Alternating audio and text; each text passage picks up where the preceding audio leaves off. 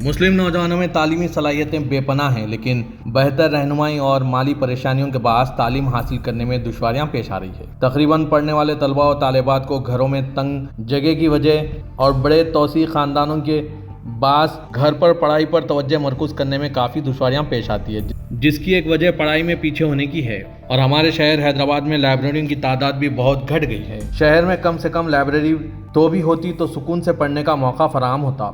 इसको देखते हुए मैनेजिंग एडिटर रोजनामा सियासत जनाब ज़हीरुद्दीन अली खान मरहूम ने अपनी हयात में ही ये फ़िक्र को बढ़वाकार लाने के लिए मसाजिद को मुसलमानों की तालीम के मरकज़ तौर पर तैयार करने का बेड़ा उठाया था। और 2 साल कबल सियासत मिल्लत फ़ंड और फैज़-ए-आम ट्रस्ट के इश्तराक से पुराने शहर की गुंजान आबादी वाले इलाके दूध बौली में मौजूद मस्जिद ख़ज़ाने-आप में मुफ्त कोचिंग सेंटर का क़याम अमल में लाया गया और मुख्तलिफ कंप्यूटर कोर्सेज, फ़नी कोर्सेज, लड़कों के लिए और लड़कियों के लिए अलहदा कोर्सेज का आगाज़ अमल में लाया गया, जिसके मुस्बित नतायज बरामद हो रहे हैं। मरहूम जनाब ज़हीरुद्दीन अली खान की ख्वाहिश पर सियासत मिल्लत फ़ंड और फैज़-ए-आम ट्रस्ट ने मुश्तरका तौर पर मस्जिद ख़ज़ाने-आप की दूसरी मंजिल पर एक लाइब्रेरी का आगाज़ किया है, जिसमें तालीम हासिल करने वाले नौजवानों को किताबों के साथ साथ बैठकर पढ़ाई करने के लिए एक सुकून की जगह भी फराहम की जा रही है। मस्जिद ख़ज़ाने-आप दूध बौली में सियासत और फैज़-ए-आम ट्रस्ट की जानिब से कायम करदा लाइब्रेरी और बुक बैंक का इफ्तिताह जनाब आमिर अली खान न्यूज़ एडिटर सियासत के हाथों अमल में आया। यह बुक बैंक मरहूम मैनेजिंग एडिटर सियासत जनाब ज़हीरुद्दीन अली खान की याद में कायम किया गया और इनकी पहली बरसी के मौके पर इसका इफ्तिताह अमल में आया। इस मुतासिर कुन तकरीब में शहर की मजहबी, समाजी और तहजीब व सकाफत से जुड़ी तंजीमों के जिम्मेदारों की एक कहकशां ने शिरकत की और जनाब ज़हीरुद्दीन अली खान मरहूम से अपनी क़ल्बी व ज़हनी वाबस्तगी का इजहार किया, जिनमें सियाफत बुक बैंक के रूरवां व सेक्रेटरी फैज़-ए-आम ट्रस्ट जनाब इफ्तिखार हुसैन, डॉक्टर मखदूम मोइनुद्दीन, रिजवान हैदर, जनाब तक़ीउद्दीन शजी, मुनव्वर हुसैन, गुलाम बियाबानी, सदर तामीर मिल्लत जनाब ज़ियाउद्दीन नैयर, खलील अहमद खलील वॉच कंपनी, जनाब मिस्किन अहमद, इंतज़ामी कमेटी मस्जिद आलिया के रुकन शम्सुद्दीन अब्दुल माजिद, डॉक्टर समीउल्लाह खान, अब्दुल गनी काज़िन मस्जिद ख़ज़ाने-आप, डॉक्टर शजी इमाम व ख़तीब मस्जिद ख़ज़ाने-आप और सियाफत सेंटर्स के इंचार्ज मौजूद थे।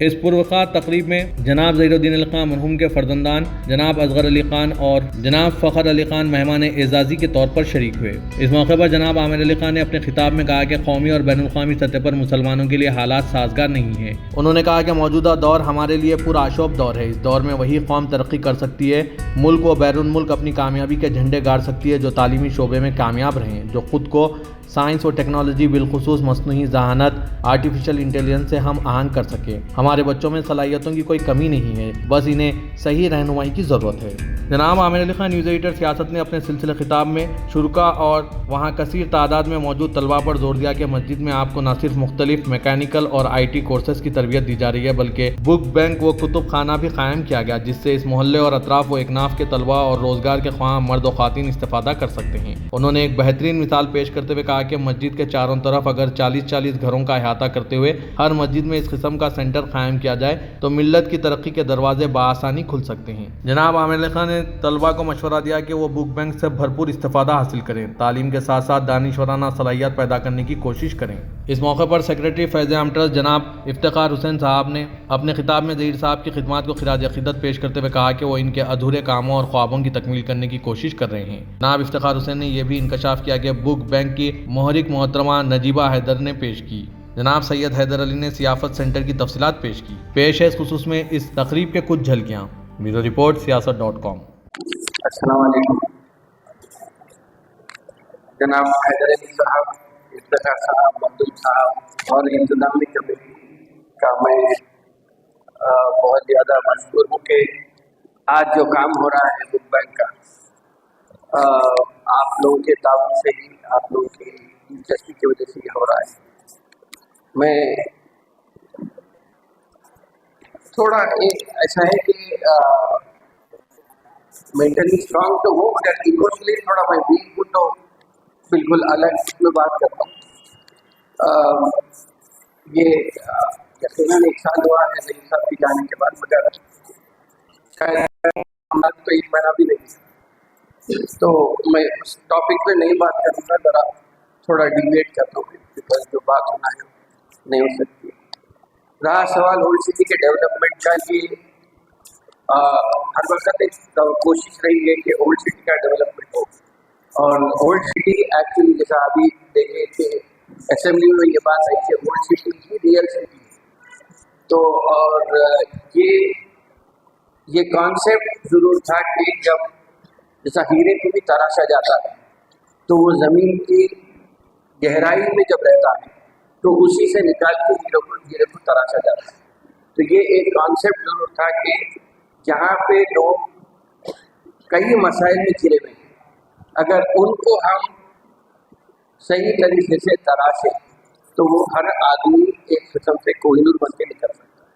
तो ये कोशिश हर वक्त रही है कि जो लोग जिनको मैं मुस्लिम कौम की अगर बात करूं तो मुस्लिम कौम में ये बात ज़रूर है कि सिर्फ एक चिंगारी की ज़रूरत है। वो चिंगारी ही हमारे पास नई फराहम हो रही है, जिसकी वजह से आज हमारी कौम पीछे है।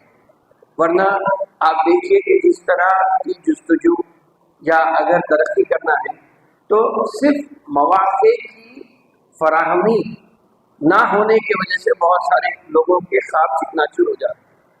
आज फैज़-ए-आम ट्रस्ट हो, सियासत अखबार हो या ऐसे बहुत सारे लोग हैं जो आगे बढ़ के वो चिंगारी को जगाने की कोशिश कर रहे हैं या चिंगारी को लगाने की कोशिश कर रहे हैं, जिससे कि कल आग बन के आगे बढ़ सकता है। और पुराने शहर में अगर ये चीज़ होती है तो मैं समझता हूँ कि ऐसे बहुत सारे लोग निकल सकते हैं।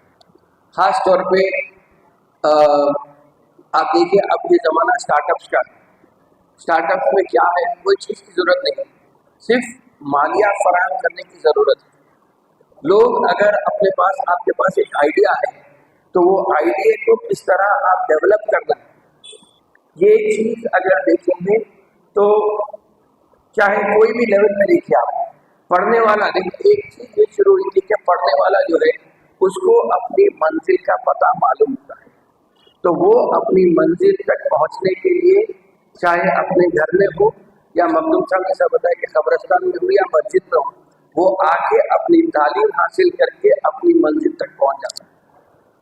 एक इसका दूसरा पहलू ये होता है कि आदमी ज़हीन जरूर होता है, तालीम में पीछे होता है, लेकिन सोचने की सलाहियत ज़्यादा होती है। तो वो ऐसे बच्चों का अगर हम इंतखाब करते हैं तो वो बच्चे आगे बहुत ज़्यादा तरक्की कर सकते हैं, चाहे वो स्टार्टअप्स के मामले में हो या किसी और मामले में हो। जैसे दिल्ली में कहा जाता है हिंदुस्तान में हिंदी ज़बान में जुगाड़ की जो कैफियत होती है, चाहे अब एक हमें ये चीज़ को अपनाना चाहिए कि अब प्लानिंग ऐसी होनी चाहिए कि हमारी हर शोबे हयात में ज़रूरत हर एक को पड़नी चाहिए। तो ये सोच के आज ब्लड बैंक की तरफ से जो बुक बैंक जो कायम किया गया है, यहाँ पे आप अपने साथ अपने दोस्तों को, अहबाब को, जो आपके जानने पहचानने वाले हैं, उनको यहाँ पे लाइए, ताकि अगर ये एक रिसोर्स सेंटर बनता है तो ये हो सकता है कि ये मस्जिद की जिम्मेदारी 40 घर ये साइड, 40 घर ये साइड, 40 घर ये साइड, 40 घर ये साइड, अगर ऐसा एक मस्जिद ऐसा सेंटर बन के उभरता है तो फिर मैं समझता हूँ कि कौम की तरक्की इसके साथ वो मुमकिन हो सकती है।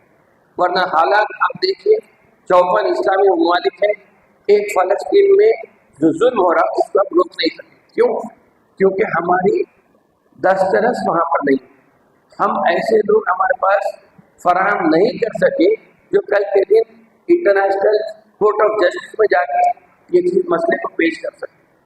आज ज़रूरत इस बात की है कि हम बच्चों को मवाद फराहम करें और उन्हें इंटरनेशनल, नेशनल लेवल तो मैं बोल सकता हूँ, लेकिन इंटरनेशनल लेवल पे अगर हमारे बच्चे जाएंगे तो फिर हम कल के दिन असरअंदाज होकर जो जुल्म ज़्यादती हमारे पे हो रही उसे हम रोकने में कामयाब हो सकते। ये एक शेर पे मैं नैब साहब के ऊपर एक शेर कह के बात को अपनी ख़त्म करूँगा कि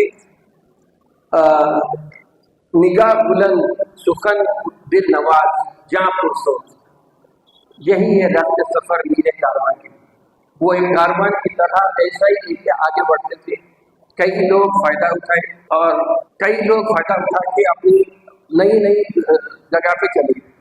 बहरहाल इसी बात को मैं तखत्तब को मुबारकबाद देता हूँ कि ये काम आप आगे जारी रखिए, इंशाअल्लाह ताला हम आपके साथ। ठीक आज के ही दिन गुज़िश्ता साल उनकी वफ़ात हुई और ये पहला मौका है कि हम उनकी बरसी में यहाँ शामिल हो रहे हैं। दूसरी बात मैं कहूँगा कि ज़हीरुद्दीन साहब की बात, तो ये क्यों हम ज़हीर साहब को इस मामले में मिला रहे हैं। आप यकीन जानिए कि पहले हम ट्रस्ट में जो अपना कारवां शुरू किया था 1985 में, सिर्फ तालीम के ऊपर हम भरोसा करते थे, उसके ऊपर भी हम पूरा करते थे उसको हमारे बच्चे बच्चियाँ तालीम हासिल करके कुछ आगे बढ़ जाएं। लेकिन ये ज़हीर साहब के से जब मेरी मुलाकात हुई, जब उनसे मैं करीब होने लगा, तो उन्होंने मुझे ऐसी नई नई राहें बतलाई कि जिसके ज़रिए से हम लोग अपने मुसलमान भाई बहनों को और दूसरों को अच्छी राह पर लगाने के लिए हम कुछ कर सकते हैं। तो उन्होंने, उनका ये भी ख्याल था, उनका ये भी इंटरेस्ट था कि हमारे बच्चे आगे बढ़े, कुछ काम करें और कुछ अपने घर वालों का कुछ का सहारा बने और मुल्क की तरक्की में भी हिस्सा लें। इसी को देखते हुए उन्होंने मुझसे हर वक्त कहते थे कि हम टेक्निकल सेंटर्स जो खोलेंगे, ऐसे सेंटर्स खोलेंगे जहाँ पर बच्चे कुछ सीख कर कुछ काम कर सकते हैं। आपको तो मालूम है कि हैदराबाद का जो कल्चर है, पुराने शहर का बिलखुसूस ऐसा है कि वहाँ काफ़ी मेहनत करनी पड़ती है बच्चों को राग़िब करने के लिए। तो उनका ये ख्याल था कि ये काम हम जो है पुराने शहर में ही करेंगे। तो आपको याद होगा कि तकरीबन 2-3 साल पेशतर जब उस्मान नगर में सैलाब उस तरफ आया था, तो जब हम लोग गए थे वहाँ पे बाज़ाबादकारी और दूसरे रिलीफ का काम सियासत से मिलकर हमने किया था। उस वक्त ज़हीर साहब का ये ख्याल था और ज़ाहिद अली खान साहब भी मेरे साथ थे, तो वो भी कह रहे थे यहाँ ये तो काम हो गया, रिलीफ का काम तो कर दिए हमने, लेकिन अब ये लोग जिनके रिलीफ हुई है उनकी बाज़ाबादकारी करना चाहिए।